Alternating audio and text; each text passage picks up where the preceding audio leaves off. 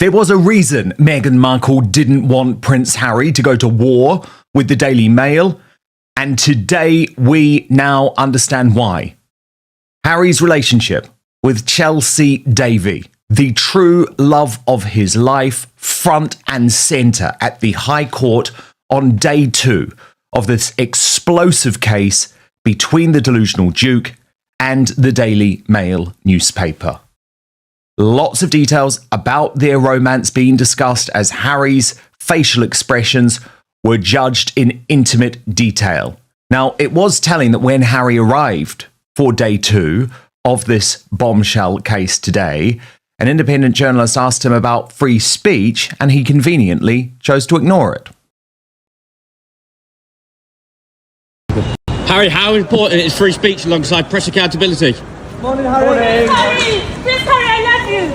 Harry, how important is free speech alongside press accountability?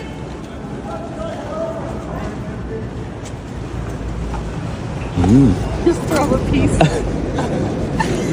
See you, mate.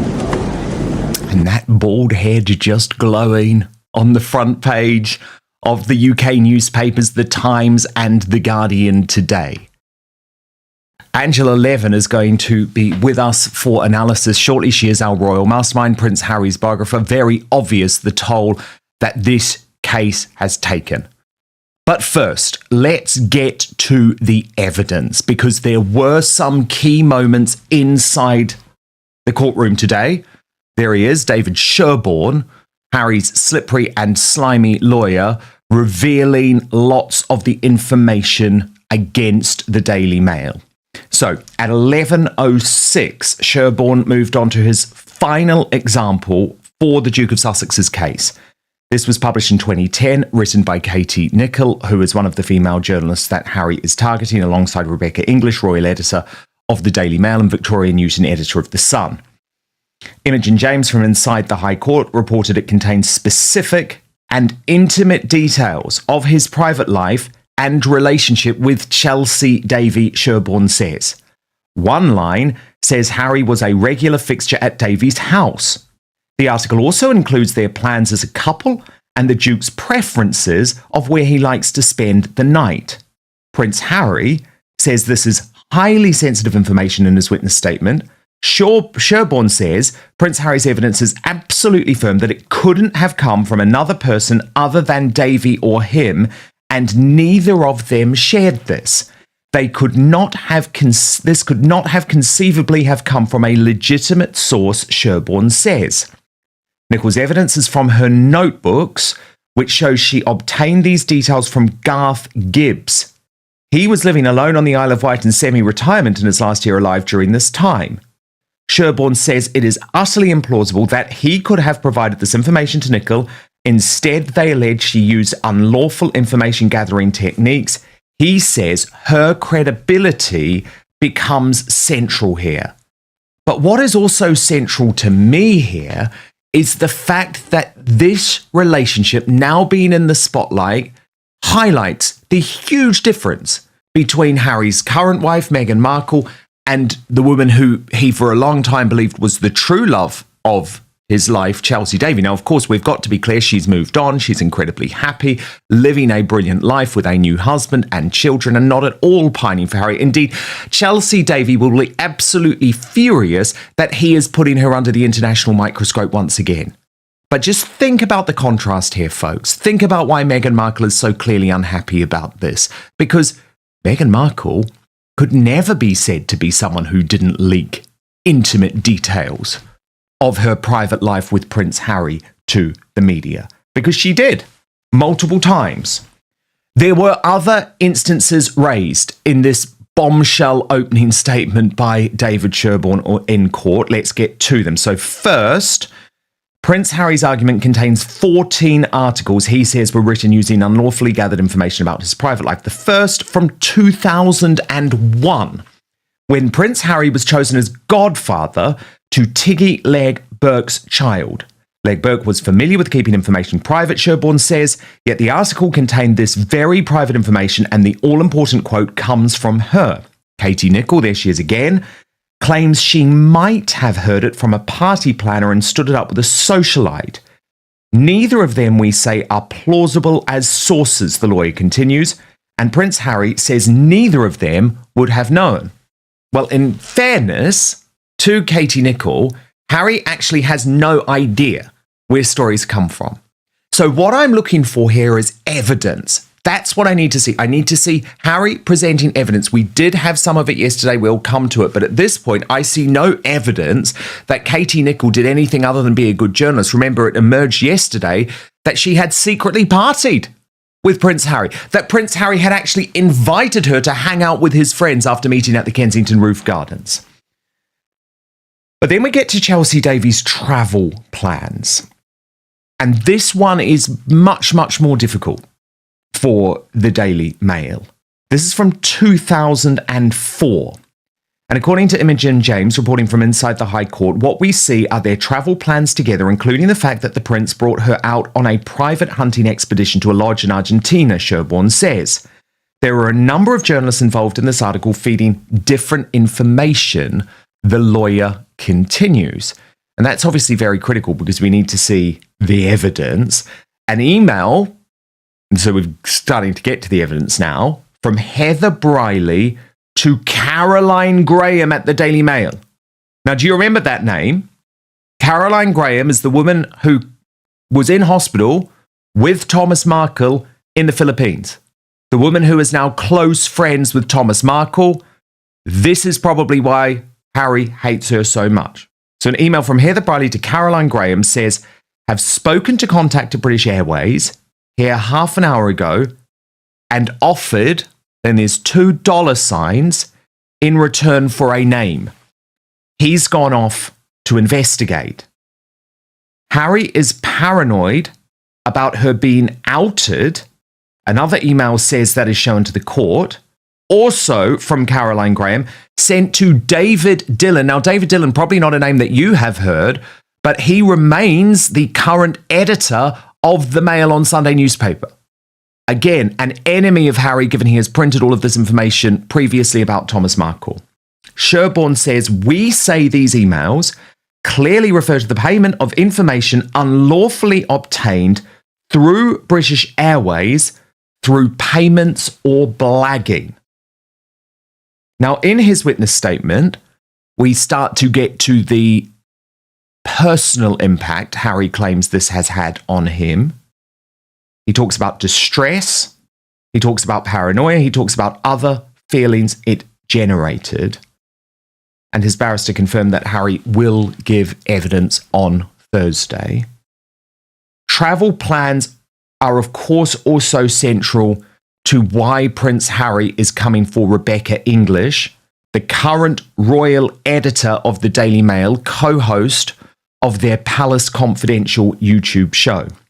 Now, yesterday, this is according to Imogen James reporting from the courtroom again, Sherborne accused her of obtaining from exact plane seats, flight times, and travel plans of Prince Harry's then girlfriend Chelsy Davy in December 2007. We are hearing more about this article now. Prince Harry's witness statement says this was not only intrusive information, but it also carried security risks. Prince Harry's witness statement says that it shows, or the evidence shows, that English paid £200 for this information to the private investigator Mike Burr, including Davy's seat number. Now, we haven't heard from Rebecca English directly, but according to David Sherborne, she says she doesn't remember this email. I'm not sure if that's going to be good enough, to be honest, if the email was sent. It was entirely frustrating that this information came out while Prince Harry was trying to maintain a private relationship, the Duke says in his witness statement. Prince Harry says it's deeply disturbing seeing this information in the article and that neither he nor Davy were sharing this information with others. It demonstrates irresistibly that English used unlawful information gathering, Sherborne says. Another story in 2007 related to Harry's plans to take Chelsy Davy on a make or break holiday. What makes this opening section significant is that the real battle isn't simply about what newspapers published. It is about how journalists obtained the information in the first place. That distinction could ultimately determine the strength of Harry's case. The Chelsy material is particularly revealing because it shows how quickly private relationships can become evidence in a legal dispute years later. But privacy alone doesn't establish unlawful conduct. The court must examine the trail behind the reporting, sources, communications, payments, and records. There is also a major challenge here. Many of these events happened years ago. Memories fade, journalists move on, and circumstances change. That's why contemporaneous documents could carry enormous weight. And the reported travel information raises an even more serious question because private itineraries can potentially have security implications. Yet even then, the crucial issue remains the method used to obtain them. So while the headlines focus on Harry's past relationship, the courtroom is really testing something much bigger. Can the evidence prove that legitimate journalism crossed the line into unlawful information gathering? That is the question worth watching as this case develops. In an email to a male staffer, the same private investigator, Mike Burr, said he had to do several sources. Chelsy Davy was on standby and then at the last minute paid cash for a ticket at the airport. Maybe this is their way to avoid detection, the email said. The investigators working for the Mail went to such lengths that despite everything the Duke of Sussex and Chelsy Davy did to maintain their privacy, it was entirely frustrated, Sherborne says. He says the inference the information was unlawfully obtained was absolutely obvious. Now, of course, he may come to that conclusion, but that doesn't mean he is correct. These are his opening statements. And of course, the Daily Mail is fighting back. But let's pause and bring Angela Levin in here now, because Angela, you are Harry's biographer. You have looked very closely, of course, through all of his previous relationships. Chelsy Davy as a human being is in stark contrast to Meghan Markle. She was the height of discretion. She didn't want to be famous. She didn't leak details of their private life. She didn't leak details of Harry's family. She didn't pose for magazines. You know, she didn't want TV shows. She could have had all of that. She didn't want any of that, right? And it's very clear Meghan Markle is so unhappy about the fact that Chelsy Davy is now front and centre in this court case with intimate details of Harry's relationship with her going to be broadcast to the world again. What do you make of it all? Well, it's very interesting because I heard a lot from Harry about her and I saw her quite a lot. And you're quite right, she wasn't interested in being on the television and having loads of money and sitting in the best chairs or anything like that. But when Harry started learning how to ride airplanes, he completely abandoned her. He left her alone, stopped going up to see her. She was doing a course for something to do with animals and things like that. And he just didn't bother to see her for quite a long time. So all this crying and what's going on, it's absolutely his fault. She was very, very upset because she had quite a lot of friends in the college and she wanted him to come and meet them and he absolutely refused. So she felt he'd dropped her forever. And she had to fill out a form and it said, are you one or you two? She said, I am one. And she was heartbroken because he'd dumped her. So there's a slightly different view of that. But the fact that he would remember 19 years of what he was waiting for is just pathetic in the extreme. It is, but you can understand why Meghan won't like this, Angela, because they are such different women. Of course, well, any woman, Meghan doesn't like that at all. She'll be absolutely beside herself. And I think that's why she's starting doing all those ridiculous dances and telling everybody what's going on and being as if she loves him so much, which I doubt. And she's been jealous all the time. I think she was very upset when Harry insisted on taking her to the wedding. But she allowed him to because you're not going to have a fight with someone who's going to be your husband. But she didn't really want that. But he did. He was very, very keen to do that. And she thought very carefully whether she would go. And in the end, she did go. And she was charming and she was very nice. And that was it. But he's missed out enormously there. But on the other hand, I think she's been saved, because you hear from even this story of his, what he hates and what he doesn't hate, and trying to kill everybody off around him who've made a mistake, or haven't even made a mistake, that she might have had quite a difficult man to have lived with. He doesn't seem to be getting better from anything that he's had for a very long time. No, indeed. And that was the thing. Chelsy Davy was such a good influence on him. And people are looking so closely at him, Angela, because he knows people are totally aware of all of his little individual looks. And actually, the Daily Telegraph was watching him for the whole time in court. They wrote a piece headlined, "If his high-stakes legal battle weighed on Harry, he gave little away." Because that's the point. He knows that Meghan Markle will be looking for any sign if this impacts him emotionally when he's hearing all of this evidence about Chelsy Davy. Now, we have to present both sides of this, of course, Angela. And let me just wrap up what David Sherborne said finally, hitting back at the Daily Mail. He said, "None of the smoke and mirrors or the carefully orchestrated propaganda and attacks on witnesses can save Associate at this time. They have to live by their all or nothing defence." He says the damages must be significant, but it is not the claim for damages which brings these claimants here. It's uncovering the truth. So the suggestion there is that none of this is about the money. Now, I would argue certainly there is a war against the press. This is a big part of it. Harry was in court sitting alongside Liz Hurley and her son Damien Hurley today. And there was fascinating insight from within the court about what they were reading. Imogen James reporting, "I can't help but notice that sitting on the desks of Prince Harry and Elizabeth Hurley are copies of Rogue, The Rise and Fall of Mazza Fake Sheikh Mahmood. The book is described as an analysis of the controversial journalistic career of the reporter Mahmood. He worked for the News of the World and The Sun on Sunday and was sent to prison after an infamous sting on a pop singer, that being Talisa." So I thought that was interesting. It's a little bit of colour from the court. It shows you Harry is so far down this rabbit hole.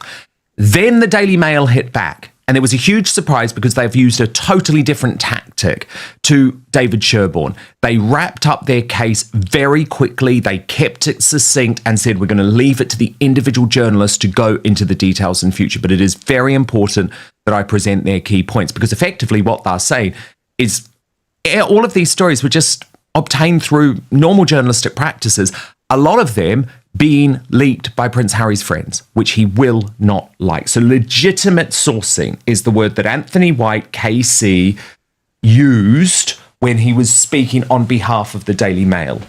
He says the articles don't appear out of nowhere and are generally the continuation of ongoing widespread reporting. Many contain what has previously been reported, he said, calling the sources inherently likely for the articles in question. And he says they present a compelling pattern of legitimate sourcing. Now, we know that Harry has come personally for the big beasts of Fleet Street, notably Katie Nicholl, very famous TV personality who talks about the royal family. I like her. I know her. Rebecca English, Daily Mail's current royal editor. And now Victoria Newton thrown into the mix too. She is the editor of The Sun newspaper, who has a very close relationship with Prince William and King Charles. So Harry is trying to slay these three big female beasts. I mean, there's Victoria actually with King Charles. Now, Anthony White KC, she used to work for the Daily Mail, by the way, which is why she's come up here, says the allegations are made against the company, but in reality made against the individual journalists. He called the allegations very serious. All of the journalists would have to be lying to the court about the articles. This has an inherent improbability.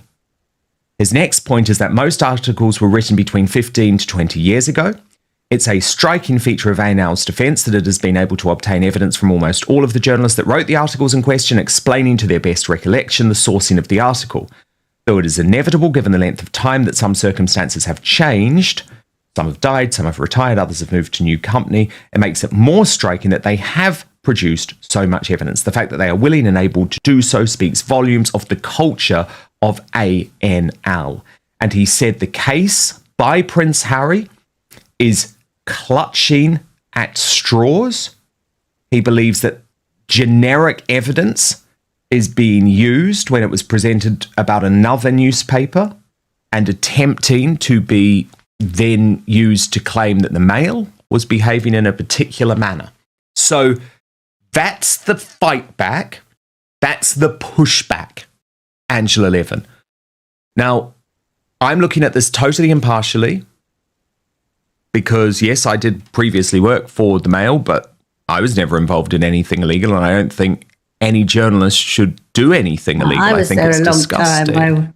I was there a long time, and I never had any problems. No, exactly. But the problem is, Angela, there are emails here. I mean, Rebecca English might say, well, I don't remember this email being sent, but it was. It was. So what were you doing? Contacting a private investigator who was trying to blag information about Chelsy Davy's seat on a plane? You know, this becomes difficult for the Mail from where I'm sitting. Well, I think when Rebecca English did that, might have gone on that flight, she'd only just become dealing with the royal family.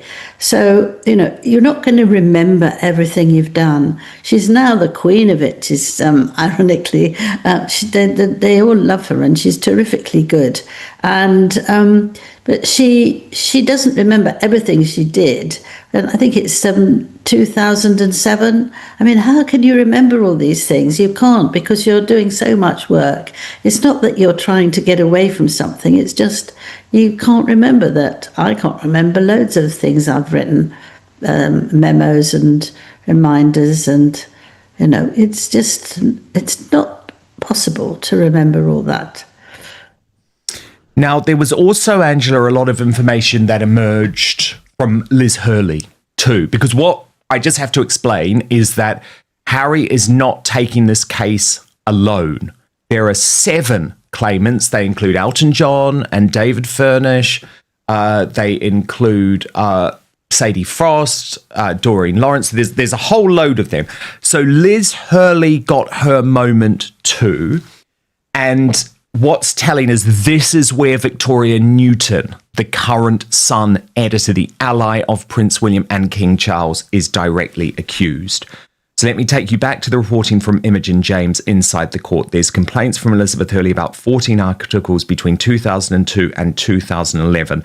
The first written by Victoria Newton in 2002 about the paternity of her son, who, by the way, was sitting alongside her in court. That's Damien. Now, Hurley says very few people knew the details about the heated conversation she had with Steve Bing. Remember, this was a huge story at the time. He is the father of Damien Hurley, and there was a big paternity battle.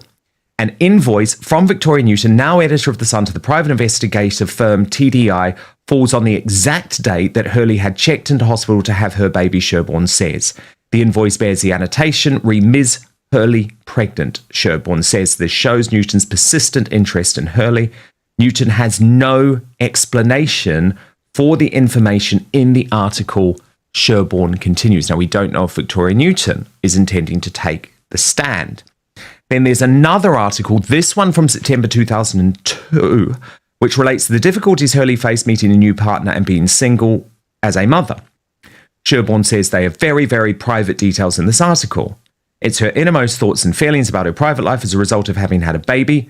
In the face of this exclusive detail, the journalist Nicole Lampert, who still works for the Mail as well on a freelance basis, is vague about where she got the information from. There are a number of chunky payments made to private investigating firm ELI from Lampert at the time. 2 payments to ELI on the 1st and 2nd of October 2002 are titled Nicole Lampert Inquiries. Both are worth £170. So definitely showing that there was some type of payment made.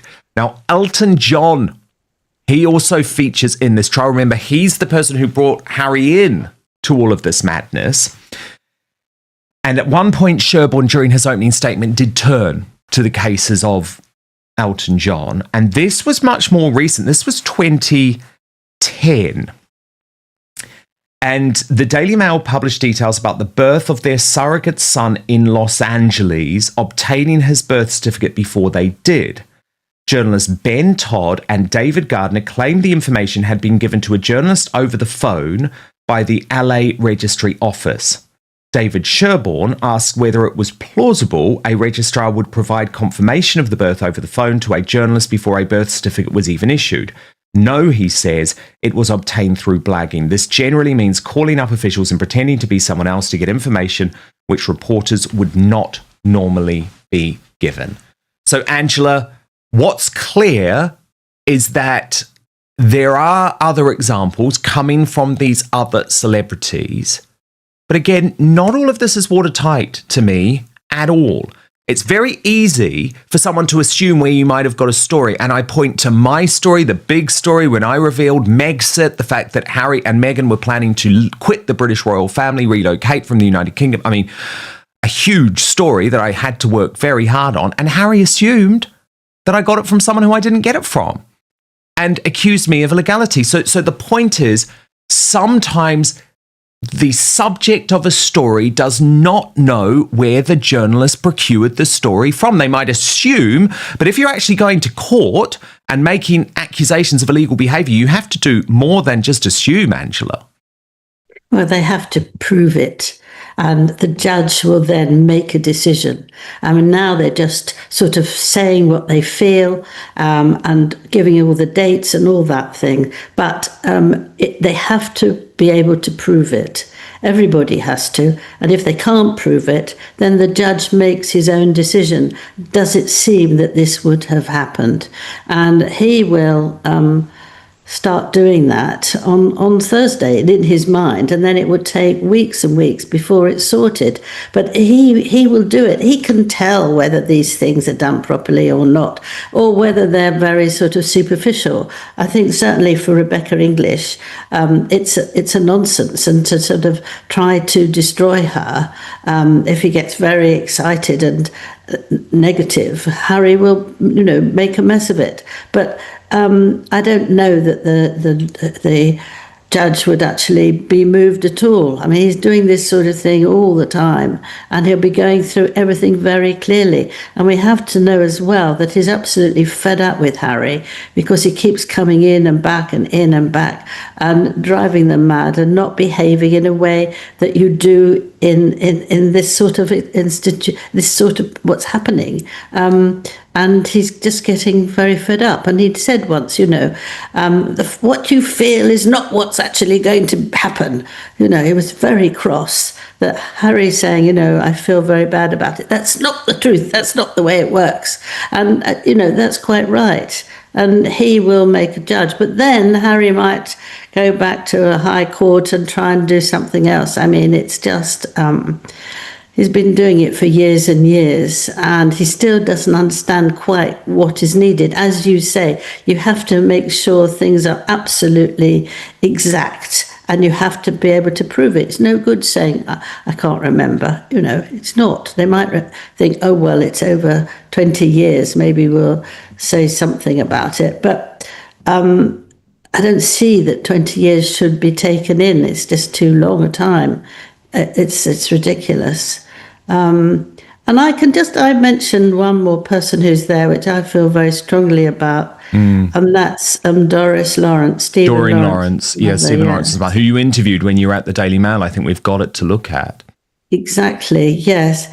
And I can only say that the paper bent over backwards for her in every possible way. They were so nice. I spent 4 hours talking to her to get an interview out of her because she was crying and on my shoulder and all that. And then she goes wham against the paper because Harry sort of talked to her in 2022 and persuaded her that the paper were doing it in a very bad way. But I did loads of interviews with them. I didn't do anything bad. I was asked, she wanted to see me, so I went there, and the father. And why I couldn't see how anybody would want to actually find out more things. They weren't interested in doing something like that. She was an ordinary woman with an ordinary father and an ordinary son who wanted to do well with his GCEs. And I think that is what Harry's decided to do, that he would persuade someone that, they're working with somebody who is awful and nasty, and, you'll get some money from them. Indeed. Now, Angela, what do you make of people who are looking at Harry's appearance and just saying, God, this man is not well? I mean, if you look at this from Princess Carparkle, she juxtaposed the picture from January the 16th, 2021 and January the 19th, 2026, 5 years. And she says, this isn't aging. This is 5 years of loss, unhappiness, resentment, loneliness, and regret. No one will ever convince me that Harry is content with his life and so in love. A happy and fulfilled life doesn't do this to you. I'd say call your family, Harry, grovel, apologize, do what you have to do, but go home. But I think that bridge is burned to ash. His wife is slowly destroying him, but then again, you get what you pay for. Angela, the pictures of Harry at court looking like a destroyed man, I mean, they are striking. It's pretty hard to deny. It was a huge shock to see that.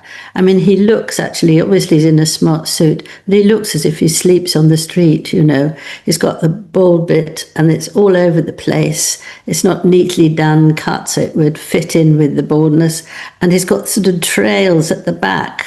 And if you compare it to about 6 months ago, then it was all cut and neat. Now, if he's coming to here, it should look decent. And it's not. It looks rubbishy, doesn't it? It looks absolutely rubbishy. And it's he should know better. But I don't think that will persuade his father to let him come into the royal family. No, it's like, they all warned you. We all warned you. You've been ruined by Megxit, Harry, and by this case, and by pursuing this case, which, to come full circle, Meghan didn't actually want him to pursue. It's one of maybe the only decisions that Meghan has got right since Megxit. But Angela, Meghan Markle has been responding in her own way to us here at Outspoken, to you specifically. This is all over what is really going on between her and her mother, Doria Ragland. Well, I stand by every word of my reporting. We will find out what Angela Levin has to say as the after show continues. What makes the second half of this case especially significant is that Harry's argument now faces its most important test, evidence versus interpretation. The involvement of multiple claimants suggests this isn't simply about one royal dispute with the press. But every allegation still has to stand on its own. A pattern may raise questions, yet the court ultimately needs evidence showing how specific information was obtained. The defense also introduces an important counterweight. Journalists say many stories came through legitimate sources and ordinary reporting practices. That means the court has to reconstruct events from decades ago while separating documented facts from assumptions and memories. And then there is the uncomfortable personal dimension. Harry's past relationships, including Chelsy Davy, have become part of a legal battle about privacy. The irony is difficult to miss. The fight to protect private life is forcing some of that private history back into public view. So the biggest question isn't whether Harry looks stressed, whether Meghan is angry, or who was the better partner. It's whether the evidence can actually prove the allegations. Because when the courtroom drama fades, documents, not headlines, emotions, or speculation, will ultimately decide what happened. Please do join us on Substack. www.outspoken.live is the address. I would love you to be there with us. And It's where you get full access to the Royal Uncancelled After Show Monday to Friday with no advertising whatsoever. You can watch live or on demand, whichever you prefer. And remember, the only way I can report independently on cases like what's going on with Harry in court today is because I am paid for by no one other than you. So I have no big tech barons pulling the strings. I have no billionaire backers. I'm certainly not in the mainstream media. So if you can support me over on Substack, it would mean the world. www.outspoken.live is the address.